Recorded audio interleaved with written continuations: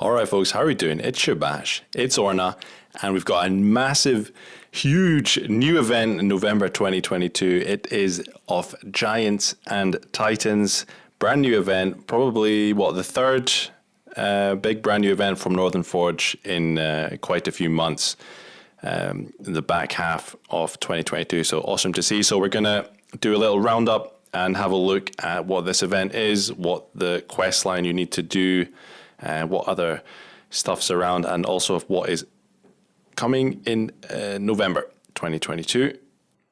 So on the Orna PlayerOrna website calendar, you can see this new event of Giants and Titans. Learn about Jotunheim and Olympia's race to the skies in this limited storyline.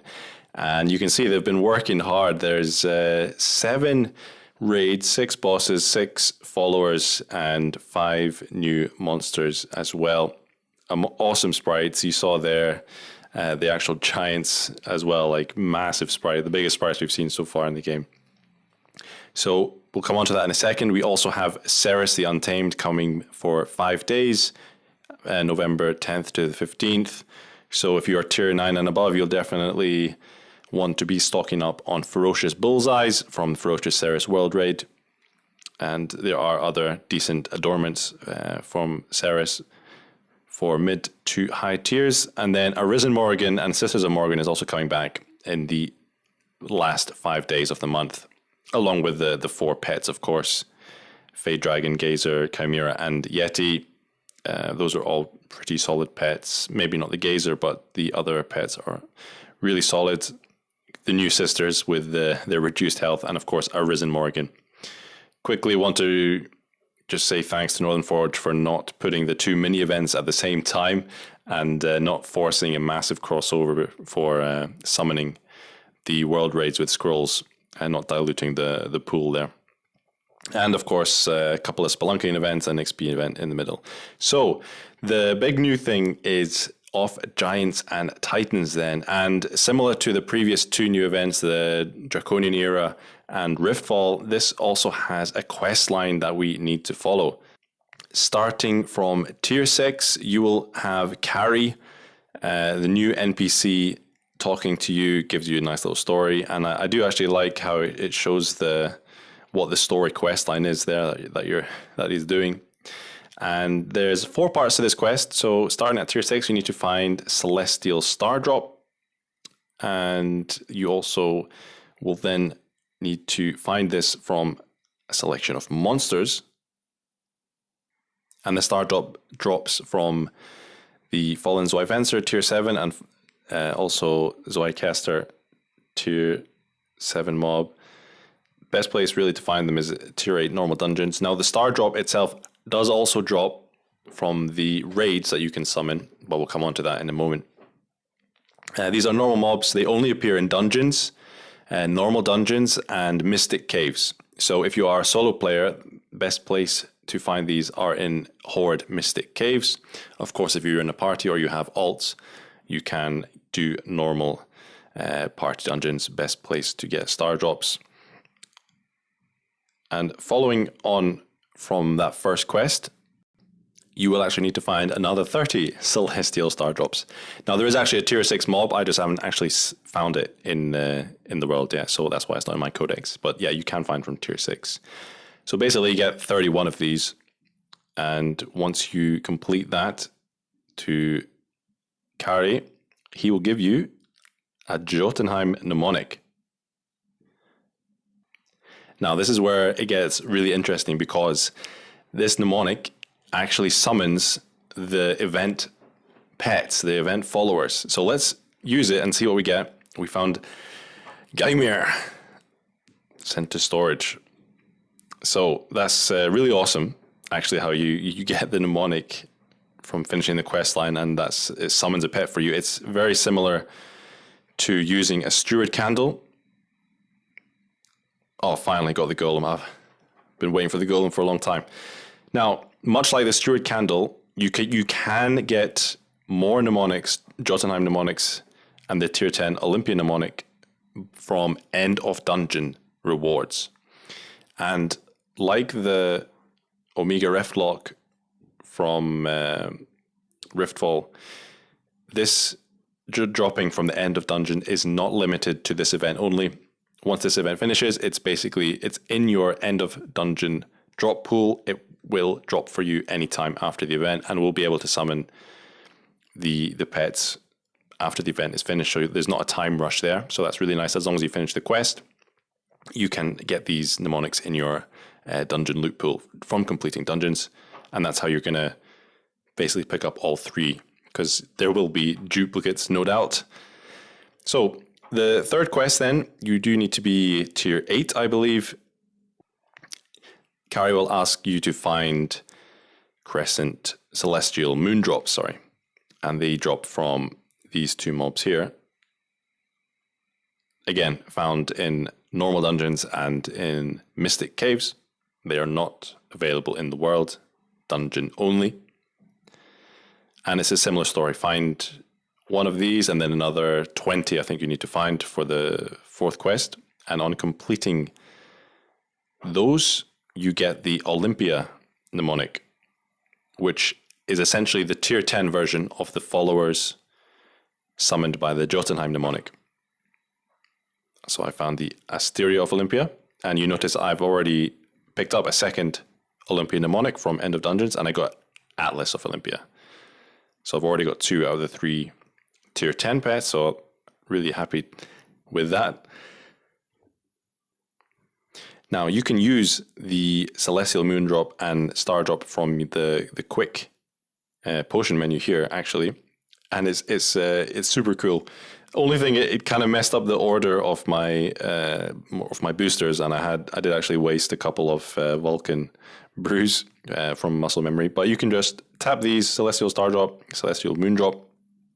Now the Moondrop summons raids, and the Star Drop summons bosses. You'll notice some of these bosses have the Godforging aura. That means they can, of course, Godforge our gear. And there are, tier 10 versions of these bosses. No Godforge. And they drop some interesting gear, actually. Now, as I said before, the raids, whether that's, you can see this is tier 8 raid, they're all summoned privately. There is not even a choice to summon publicly, which is super cool. And it's just really nice not summoning raids with summoning scrolls that take like 5-10 seconds to summon. You just pop it. You can pop all of these straight off the bat, and it's they're instantly summoned. That's really smooth. And these sprites are just super cool. Coven's done another amazing job. So we've got Arisen, Olympia. There's slight differences in the way they have purple. Do they have purple, or is there actually any difference at all between the tier 10 that you can find? I'm just trying to see, but maybe not. So the raids can also drop the Celestial Star Drops. So like there's a loop where you use Celestial Moondrop, finish that, and it drops Celestial Star Drop. And of course the bosses and the raids have different loot, which we'll have a look at right now.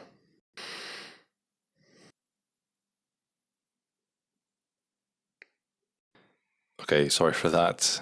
Pause button was on top of my tab button, can't actually change. So anyway, these bosses, start from tier 6. And the best gear, in my opinion, this time round is based towards Beowulf and Summoner play. But there is some interesting kind of quirky different mechanics for other classes. And you can see the boss drops a palm tree branch usable by magic users. So that includes Heretic, Deity, Beowulf, and Summoner, Grand Summoner class lines. And these weapons by the bosses and the raids have new offhand abilities, which basically give you a new buff. They're called stances. You can use them alongside gates, just like another buff. And this one is Aegir stance. Take the stance of Aegir, greatly increasing defenses at the expense of magical power. See, what's funny there is that this is only usable by magic users, but it reduces your your magic greatly. So immediately you would think more usable by Beowulf and Summoner, where the downside is not really not so bad for you. You have your follower pet, or you have your summons to dish out damage, and your defenses are increased. Note that these are two-handed weapons. The tier 7 Gaimir then has the Tree Cutter, two-handed sword usable by melee classes.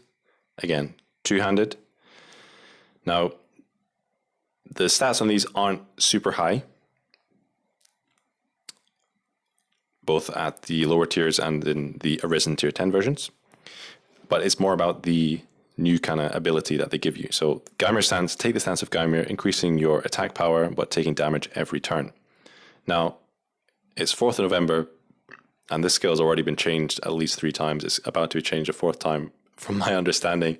A little bit of balancing, or I believe there's some kind of issue with the ordering of how the self-damage was working. So hopefully they sort that out pretty soon.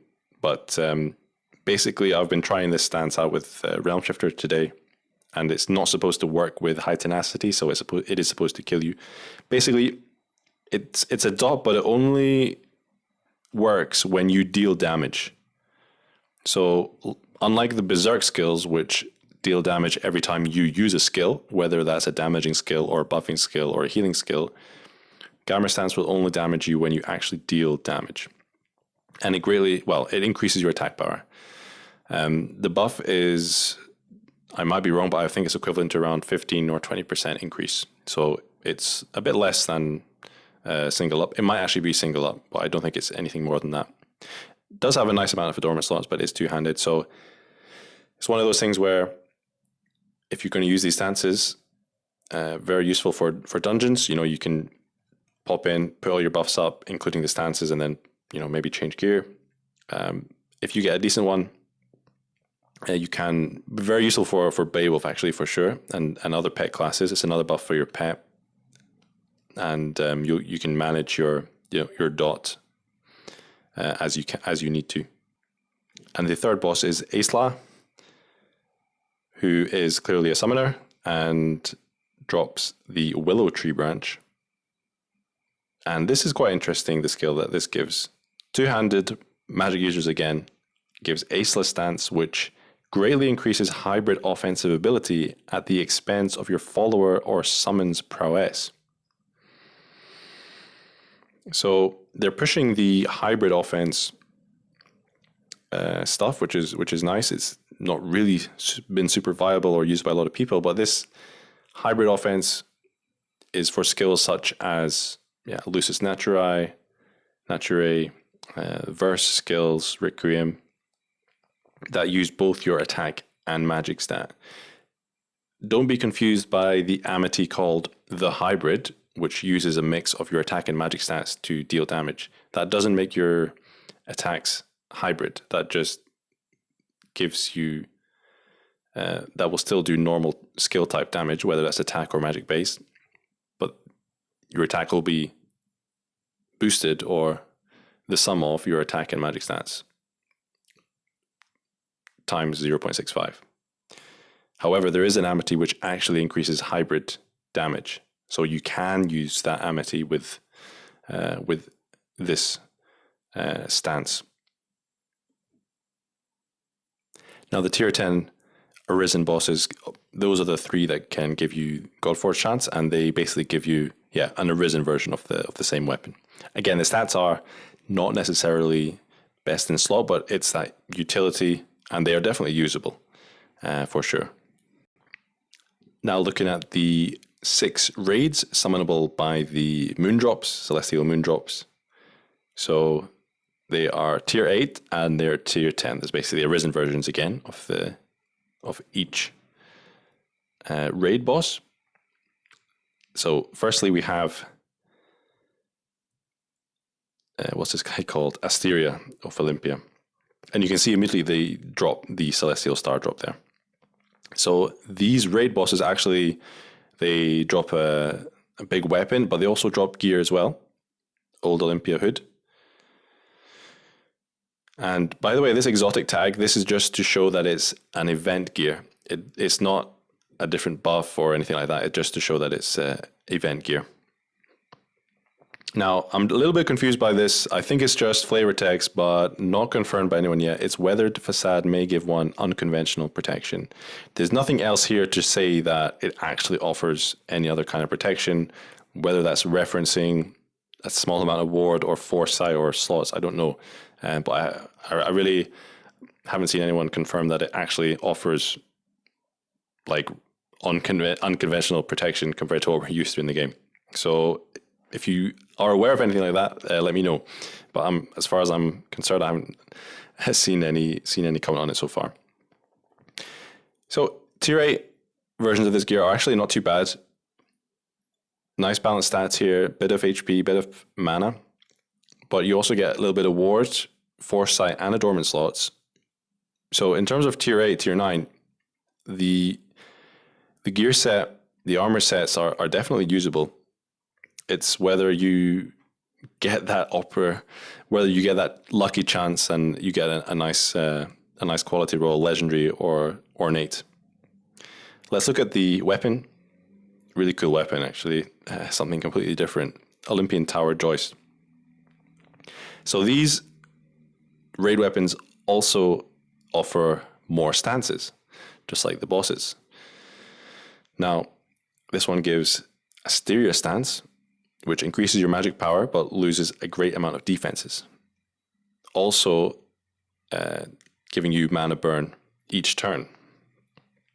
I don't know exactly how much mana it is. It's probably around maybe 5%. Maybe someone can confirm in the comments for me. So again, the stats here are, for the tier 8, it's okay. If you manage to get a decent quality one, definitely going to be usable. But probably not going to use it as unless you're Omnimancer. I mean, Necromancer going to have a hard time using this with the mana burn.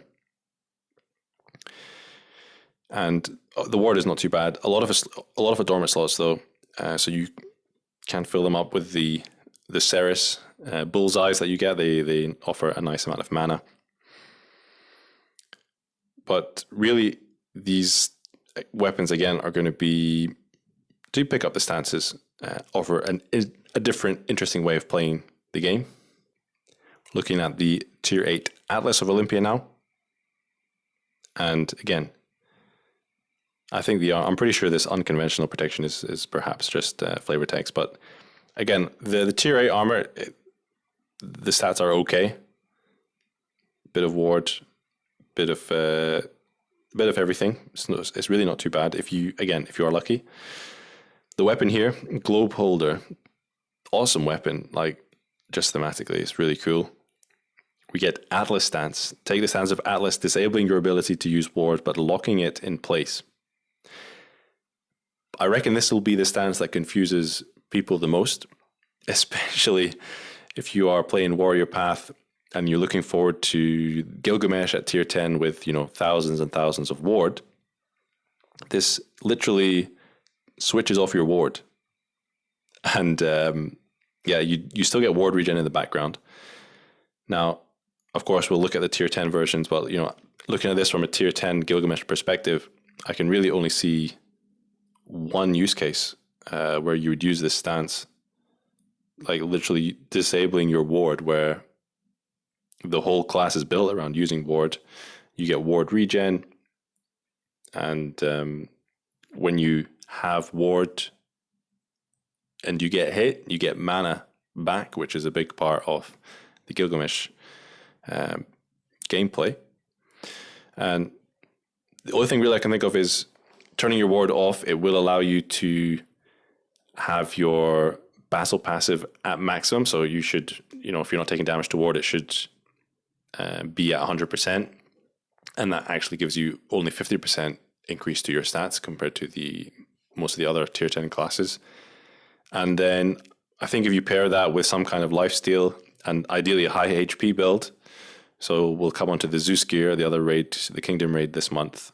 It has a HP on it. But, get tanky. You can maybe use like Fae Morrigan gear or high stat gear without ward on it. You're not necessarily bound by ward anymore using this. So get your stats high, get your health high, use life steal skills and ashen rubies, or just rubies, to steal ward. I can only really see that being good in like horde play, doing horde dungeons and maybe carrying. We'll see how it goes, but yeah, definitely something different to what we're used to, which is not a bad thing, I guess. Finally, we have Ophion of Olympia, tier 8 summoner. Now, the biggest problem with Ophion at the moment is that the Titan sprite is so big. When you're battling, it's got summons dotted around and it's got summons behind, and you can't click on them to target them. So unless you either one-shot them or just ignore the other summons, or you have a AoE skill, it's quite funny. So the gear is available by magic users. Again, balanced stats, a bit of HP, mana, some ward, and the weapon is Ophion Banner, usable only by summoners. So a little bit of magic, bit of mana, bit of dex, bit of ward, decent amount of slots, and give you the offhand ability Ophion stance, potentially dispersing any status effect received to your summoned minions. So this is cool. Build up this is definitely focused towards actual summon builds for summoner rather than blood pack builds, which I like. And yeah, it means you can build up. It's just another way to give buffs to your summons. I've not actually used it, so I'm not sure 100% how it works. If you have the stance there, I'm not sure if you use a buff and it procs and goes to your summons. I'm not sure how regular it is. Again, I'll be testing that out on my summoner video coming out relatively soon. But it's nice to have this option, I guess. Looking at the followers available from the mnemonics, we've got Aegir from the Jotunheim mnemonic tier 6. I'm not 100% that this will be a really, really well used pet. Some temporary protection from Giant's Protection. You get wards, turns, you get a magic skill, and you get Rock Toss. I'm not sure this is going to see so much play. Gaumir, on the other hand, has much better skills, in my opinion. Attack-based skills, horizontal slash, X slash, Giant's Lesser Wall, again, keeping up turns, and twofold strike, which is actually pretty cool. 2-turn skill. So I think this is a much better pet, especially for, if you go Dragon Knight, get this, could do decent damage. And the tier 8 Aesla, again, having the 3 turns there, and also having the Summon Bear skill. So you get a follower that also has summons, which is pretty cool. Only issue is really, I'm not, from what I've heard, this bear isn't super strong, but nonetheless it is there, and it can basically summon distractions for you, some meat shields for you. The tier 10 pets, Asteria of Olympia. We have like tier 10 versions of the wall and the protection, again giving temporary defenses here. Oops, really quite low procs there. Oh, 1 second, sorry. I'll run skills and spells here. Hang on. And now we get this Towerfall skill, which deals arcane, dark, holy, and dragon damage, which sounds nice in theoretically, but there's a very good chance that your enemies are going to be resist or immune to some of these elements. So in reality, not much use. Magic Sword 4 and Spark 6, they're not too bad, I guess. And then we have the Ophion of Olympia, tier 10, which is another summoning follower which has the Summon Fafnir skill, and as a non-summoner class, I'm not sure how useful this is going to be. I'm not sure how strong Summon Fafnir is, especially when you typically not going to have gear that increases the power of your summons. But then again, it will be another meat shield for you, which can be interesting in a lot of situations for sure. So definitely worth checking out. And that is pretty much the quest line and all mobs, raids, bosses associated with it. So good luck on your celestial moondrop and stardrop farming. We also have a new boss, new kingdom raid, Zeus, which I think for a lot of people is like a reskin golden armored Odin. But nonetheless, Zeus is an interesting raid boss. It's like a mix between... It just reminds me of Arisen Merlin, really. I mean, you look at the loot pool. This is pretty insane. This guy drops gear from tier 5 all the way to tier 10. So there is literally something in here for anyone. If you're just starting the game, you can get to tier 5 in not too long. Only level 100, and you can tag this boss in your kingdom, and you can get pretty decent loot. Early on, so the tier 5, I was looking at the tier 5 gear, and it's, in my opinion, better than the equivalent Merlin gear. So again, if you get legendary quality of these, the stats are pretty balanced. You get HP, bit of dex. Some of the things have foresight. Everything has foresight on it. Bit of crit and a decent number of adornment slots. But the interesting thing about all of this gear is that it gives you temporary boosts. So this thief class gear, it gives you temp attack up and temp resistance up, which is super nice. If we look at the warrior stuff, also gives the same, temp attack up, temp res up. But if we look at the mage gear, we get the opposite. So we get like temporary magic up and temporary defense up. So it's like increasing your main offense stat, and it's increasing your defense stat, which is more likely to be lower. You know, in the early game, generally mage gear has higher resistance than defense, and vice versa for attack users. So that's pretty cool what they're doing there. Just notice this doesn't have any.